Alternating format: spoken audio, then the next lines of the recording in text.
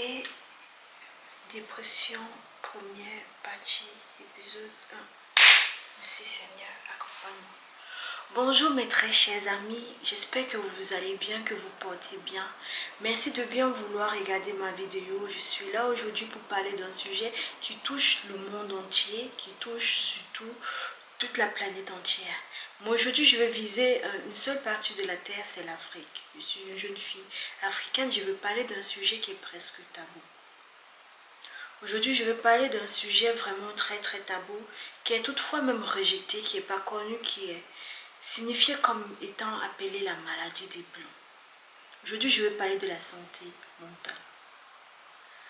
Quand j'ai voulu faire cette vidéo, j'ai un peu fait des petites recherches. Je me suis demandé, pourquoi pas demander à mon ami ChatGPT. J'ai demandé à ChatGPT, bonjour, mot pour mot, je vais faire une vidéo sur la dépression en Afrique. Il m'a dit ceci, très bon projet. Je me suis rendu compte le fait que ma vidéo, qui était un début, un sujet, devient un projet. Ça veut dire qu'il y a beaucoup à faire. Un projet, c'est quelque chose qu'on étudie, c'est quelque chose qu'on élabore. On étudie le pour et le contre, on étudie ce qui va rapporter et ce qui sera mieux ou pas.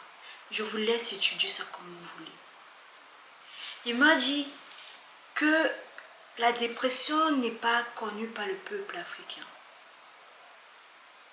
Et ça m'a vraiment beaucoup touchée parce que je me suis dit, beaucoup de jeunes souffrent. Imaginez-vous, en plein rue. Dans les rues de Douala, de Yaoundé, de Bafoussam, de Cocody, dans n'importe quelle ville du pays, dans n'importe quelle ville du continent africain. Vous êtes en train de marcher, vous voyez des jeunes en train de rire, de s'amuser. C'est tellement beau. Vous voyez un sourire devant vous, mais vous ne connaissez pas ce que ces personnes vivent dans le cœur, dans le peau et dans les âmes. La dépression est quelque chose d'invisible. Il ne se voit pas à l'œil nu. Il est comme un microbe, comme une bactérie, que si tu ne cherches pas, tu ne la trouves pas. Et surtout, elle ne demande pas la permission. Elle entre sans toutefois vouloir que tu la donnes ton autorisation. J'ai décidé de parler de la dépression parce que je me suis rendu compte que c'est un peu... Comme ils disent ça, ils appellent ça la maladie des blancs. J'aimerais toutefois savoir quelle est la maladie des blancs. Ou encore, quelle est la maladie des noirs. Parce que jusqu'à preuve de contraire, la maladie n'a pas de couleur de peau. Les organes à l'intérieur n'ont pas de couleur de peau. Le sang, c'est le même sang. C'est juste l'extérieur qui nous fait croire que voilà. Mais les organes sont toutes les mêmes. Quand la pandémie a commencé en 2019, le monde entier qui était confiné. Ce n'était pas que l'Europe qui était confinée, c'est le monde entier. Dans tous les pays du monde, il y avait un couvre-feu. On acclamait les infirmières, les éboueurs et tout ce que vous voulez. Donc pour vous dire, la maladie n'a pas de couleur de peau. Merci de bien vouloir retirer ça de votre tête et respecter certaines personnes qui souffrent de certains symptômes. Voilà. Ça, c'était pour élaborer déjà. Il existe plusieurs types de maladies mentales. Nous avons, j'ai demandé à, bien sûr, à ChatGPT de me les citer, les différents types de maladies. En tout premier, nous avons le trouble de l'humeur, de l'anxiété psychotique, le trouble de la personnalité, de la consommation. Oui, la consommation alimentaire, le trouble de la consommation liée à l'alcool, aux drogues, etc. Le trouble lié au développement. Et il y a plusieurs autres troubles. Mais aujourd'hui, nous sommes là pour parler de la dépression. Je veux que vous regardiez cette vidéo avec moi. Cette vidéo va vous élaborer à peu près ce que je viens vous dire. Et elle sera encore légèrement, toutefois un peu approfondie au tout début, parce que l'Organisation mondiale de la santé dit ceci. Il y a plus de 100 millions de jeunes Africains qui sont dépressifs. Écoutez la vidéo avec moi. Et surtout, très bon visionnage. J'espère que la vidéo a été intéressante pour vous. N'ayez pas honte. La honte ne tue pas. La honte, c'est pas un meurtre. La honte, c'est pas un délit. La dépression n'est pas une honte. Ce qui m'a choqué dans cette vidéo, c'est une vidéo TikTok, comme vous avez bien remarqué. Ce sont les messieurs, je vais dire intellectuels, parce que les Camerounais sont très intelligents. À ça, on peut tout faire, mais on les retire pas ça. Ah oui, les Camerounais sont très intelligents. Ça, je l'assume. Et je le dis à haute voix.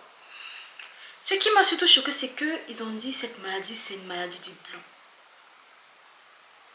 Where that? C'est quoi? Where are you? I don't speak very good English, mais c'est quoi ce truc que vous racontez? Donc ça veut dire que tous les jeunes Africains, la plupart sont dépressifs. Ils fument, ils boivent, ils s'alimentent même pas souvent. Souvent tu vas voir un jeune au bout de la fenêtre en train de regarder, il est loin dans ses pensées. Ou un jeune qui sera dans son lit en train de tourner, un jeune qui va se tourner les doigts.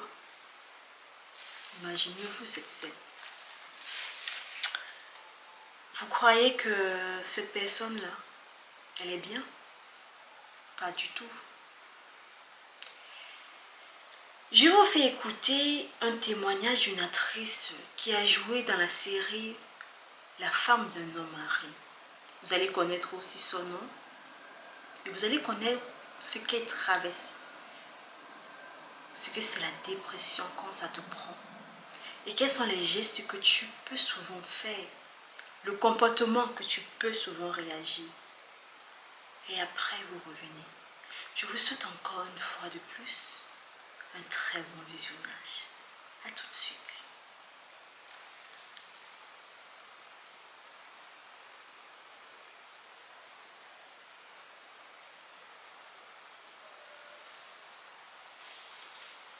La dépression, c'est pas juste être triste. C'est se sentir vide, fatigué, sans espoir même quand tout va bien. C'est ne plus avoir de la force, de se lever, de parler ou même de sourire. Je vous dis, elle entre sans demander ta permission. Et elle fait des ravages. Ah oui. Souvent, tu vas aller au village, on va te dire, elle n'aime pas faire ça parce qu'elle est paresseuse. Elle préfère traîner sur son lit ou en train de pleurer parce que tel, parce qu'il y a ceci, parce qu'il y a cela. Cette personne souffre. C'est vrai, il y a plusieurs stades de dépression. Mais je dis que dès que le plus tôt on connaît, mieux c'est. Ah oui. Parce que quand ça grandit avec soi, ça peut détruire une vie. C'est quelque chose qui détruit à petit feu. Quand l'intercelle commence à monter, ça commence à chauffer. Ainsi de suite. Et un jour, ça fait boum. Ah oui. En Afrique, beaucoup pensent encore que la dépression, c'est la paresse. Ou pire, il dit ceci. Esprit mauvais. Alors beaucoup souffrent du silence. Et beaucoup ont peur surtout d'être jugés. C'est le regard des autres qui détruit l'autre.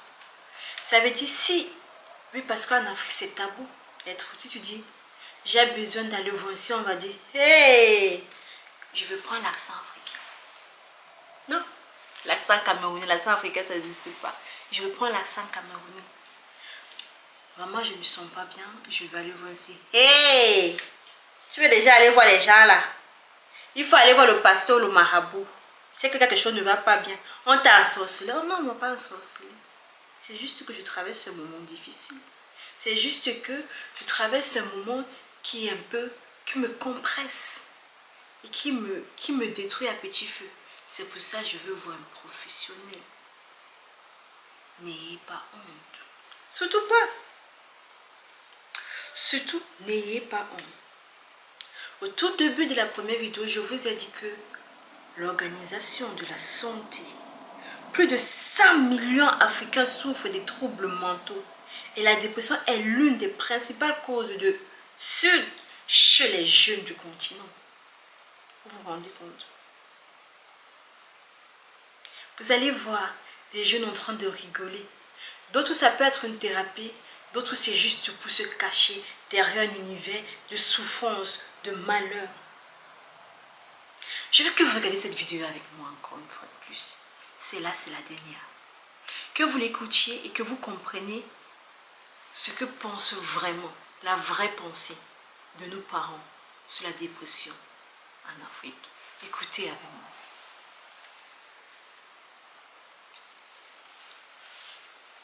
Quand vous regardez cette vidéo, quand vous écoutez, une belle femme, charismatique, en plus une entrepreneuse. Excusez-moi.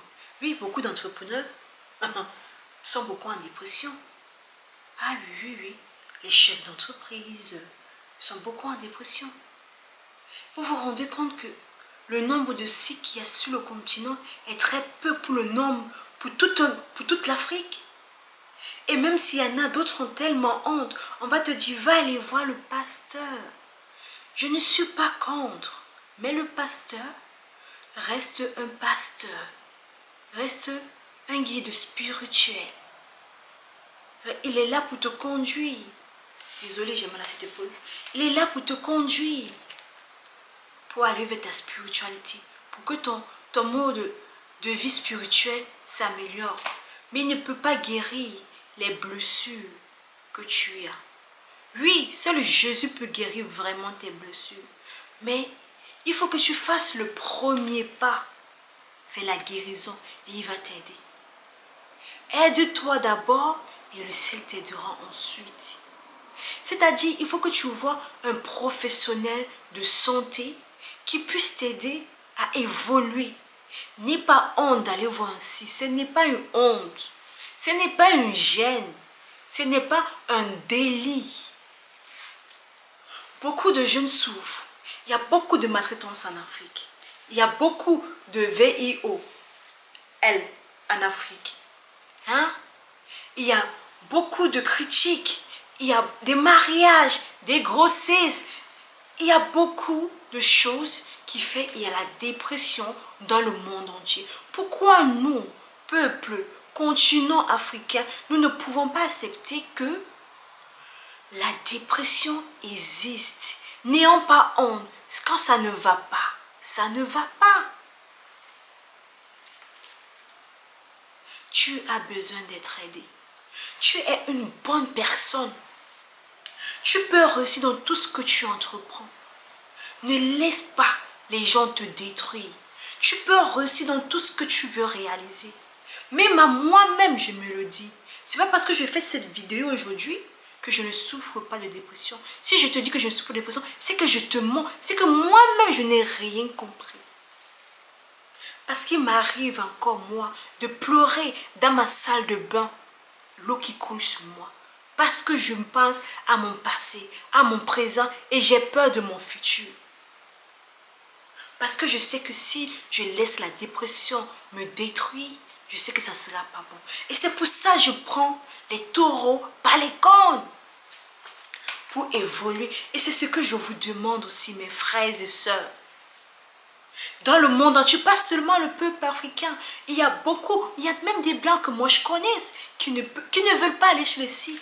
Ils disent que le psy, c'est du vol, c'est de la narque. Mais non, 50 € pour 1 heure, oui, c'est beaucoup.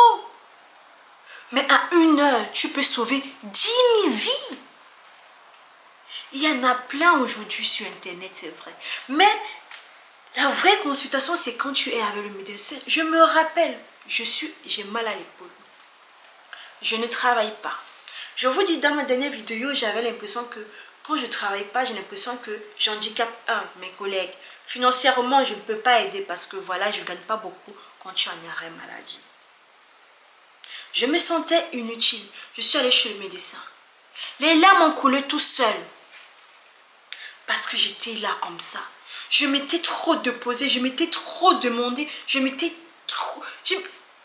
J'ai demandé trop à mon corps. Et c'est pour ça que mon bras, même présentement dont je ne vois pas, je souffre. Pourtant, j'ai pris le médicament avant de venir faire cette vidéo. La dépression, c'est quelque chose. Quand tu sais que la dépression t'attrape, il faut faire l'effort de sortir. N'ayons pas honte, mes frères et sœurs. La dépression, c'est comme le diabète, c'est comme le paludisme. Oui, on le traite ça. C'est traitable. Juste besoin d'avoir un bon psy. Juste besoin d'avoir une personne qui n'aura pas le jugement sur vous. Tenons notre vie entre nos propres mains. Cherchons de l'aide. Il y a des coachs de vie. Il y a des coachs, il y a plus de trucs. Moi-même, présentement, je dis, il faut que dans l'année, je vois au moins, je fais 3 séances de psy. 150 € l'année, je trouve que pour ce qui va m'apporter, c'est beaucoup. Et à chaque fois que je vais faire une séance de psy, je ne vais pas vous raconter ce que j'ai dit à le psy, mais je vais vous dire ce qui m'a fait du bien et ce que j'avais besoin de lâcher. Vous savez, souvent, là j'ai envie d'élever mon peu, mais je ne peux pas. Souvent, on a envie de crier, de se libérer, de hurler, de dire je déteste, j'aime. Souvent, on a envie de se lâcher. Parce que le fait qu'on garde, ça veut dire qu'on crée encore plus de maladies. La dépression est venue, on va encore créer des kystes, des cancers et tout ce qui va avec. Faisons attention. N'écoutons pas la bouche de nos parents. Nos parents, là, ils ont vécu leur année. À leur époque, il n'y avait pas de psy. C'est pour ça qu'ils mouraient, ils faisaient ce qu'ils voulaient. C'était leur vie. Aujourd'hui, on est au 21e siècle. On s'adapte. Ça veut dire que plus le temps évolue, plus tout évolue. Plus on avance, plus on évolue. Ça veut dire que à chaque fois que la science évolue, on doit suivre la science. Il ne faut pas rester en arrière, il faut avancer. Le but c'est ça. Le but c'est d'avancer, d'aller en avant. Le but c'est pas de rester derrière comme la queue. Le but c'est d'aller devant. Croyez en vous. Ayez foi en vous-même. Travaillez pour votre propre réussite. Sortez de là. N'écoutez pas les médias là. Ils ne vous aident pas. Eux, ils ont l'argent chez eux. Qui vous dit même qu'ils ne voient pas des signes? Qui vous dit? Est-ce qu'on est avec eux? On n'est pas avec eux. Hein? Waouh, maman. Si ton enfant ne va pas bien, amène ceci. Dis, mon bébé. Si tu vois que ton enfant va changer, tu connais que ton enfant était quelqu'un de très joyeux, de très agité, de ceci, cela. On a aussi une sale habitude chez nous les Africains. Quand un enfant joue agité, arrête ça, tu es trop nuisible, tu bouges trop. Non. Ok, ça peut arriver un moment que l'enfant dérange. Mais si un enfant change de comportement, mon bébé, ça va. Qu'est-ce qu'il y a? Pourquoi aujourd'hui tu ne joues pas comme ça? Ça fait un moment, j'ai remarqué. Est-ce que quelqu'un t'a vexé? Est-ce qu'on t'a... qu'est-ce qui ne va pas? Dis-moi, qu'est-ce que tu veux qu'on change? Qu'est-ce que tu veux qu'on améliore? Qu'est-ce que tu veux qu'on arrête de te dire? Est-ce qu'il y a des mots qu'on t'a dit qui t'ont blessé? Tu es un très bon enfant. N'aie pas peur. C'est juste que j'étais un peu en colère. Excuse-moi si j'étais vexée. Je ne suis pas parfaite. Je suis ta mère. C'est vrai, j'ai l'autorité parentale sur toi. Je veux ton bonheur. Mais souvent, ton bruit peut me déranger quand je réfléchis. Mais si tu vois que maman est un peu sérieuse, s'il te plaît, est-ce que tu peux bouger? Ok, ça ne te dérange pas. N'aie pas peur. Parle-moi. Si tu ne veux pas me parler, dis-moi à qui tu veux parler. On va aller voir cette personne. Cette personne pourra t'aider. Et si cette personne t'aide, ça veut dire que ça m'aide aussi. Parce que je veux ton bonheur, mon enfant. N'aie pas peur.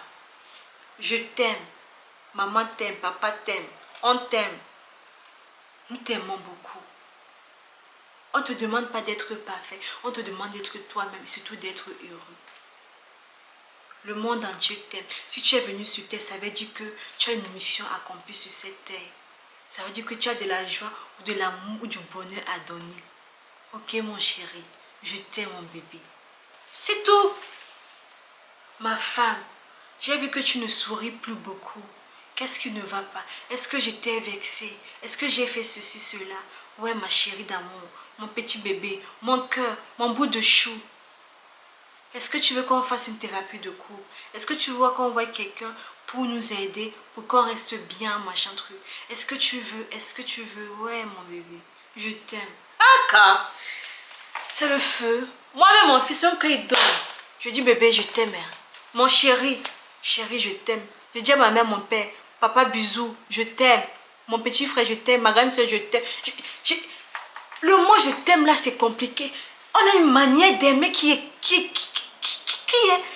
brutale, d'un amour. Excusez-moi, mais...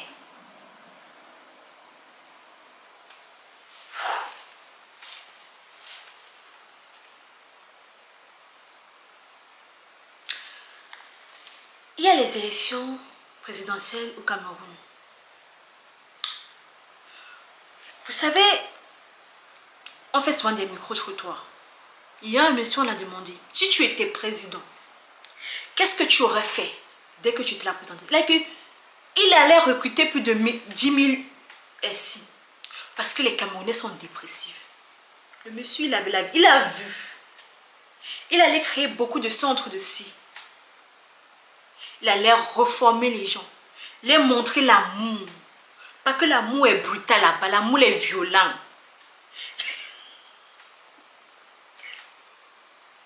Il a vu.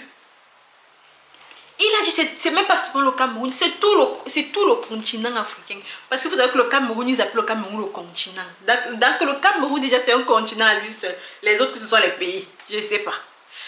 Mais il a vu, il a eu la vision. Les autres disaient qu'ils veulent créer ceci, veulent faire ceci, veulent faire cela. Mais lui, il a dit, d'abord les si. On règle d'abord nos problèmes psychologiques. Oui. Avec tout ce qu'on a traversé. La dépression. Hey! Tu as vu? Hey! Si tu traverses une période de difficulté, ne crois pas que tu es seul. Ah non, non, non. Ne crois pas que tu es seule, ma chérie. Il faut en parler. Il faut vraiment en parler. N'ayons pas honte d'en parler. Soyons des êtres humains. Aimons-nous avec nos défauts. Aime qui tu es. Apprécie-toi. Sois toi-même. Et tu verras. Le reste, je laisse entre tes mains. Merci d'avoir regardé ma vidéo. Merci d'avoir eu le temps de liker. Je sais que j'ai pas été très dure, je sais que j'ai pas été très froide, mais j'ai juste voulu vous montrer cette partie. Que nous avons besoin d'aide. Tenons notre vie entre nos mains. Allons de l'avant. Ok. Je vous laisse avec une dernière vidéo. Peut-être que cette vidéo n'est pas le thème, mais j'ai décidé qu'à chaque vidéo, je vais laisser à la fin de ce que j'ai à dire, une vidéo de motivation ou une vidéo de conscience. Voilà. Je vous remercie d'avoir regardé Christian 237. Ça, c'est ma chaîne YouTube. Je vous dis à très bientôt. Bisous et au revoir.